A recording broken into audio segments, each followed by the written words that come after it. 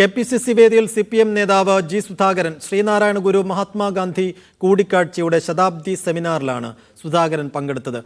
സനാതന ധർമ്മവുമായി ബന്ധപ്പെട്ട CPMന്റെയും മുഖ്യമന്ത്രിയുടെയും അഭിപ്രായത്തെ G. സുധാകരൻ തള്ളിപ്പറഞ്ഞു. സനാതന ധർമ്മം RSS ആണെന്ന് പറയുന്നത് തെറ്റ്. സനാതന ധർമ്മം വേദങ്ങൾക്ക് മുൻപേയുള്ള കാഴ്ചപ്പാടാണെന്നും സുധാകരൻ പറഞ്ഞു.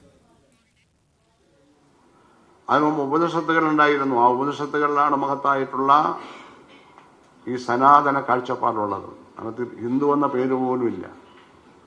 വേദിക് കാലഘട്ടത്തെ ഉപനിഷത്തുകളെല്ലാം ബ്രാഹ്മണ മേധാവിത്വം തിരുത്തി എഴുതി. അതിനകത്ത് അത് അടിച്ചു ചേർത്തവര്.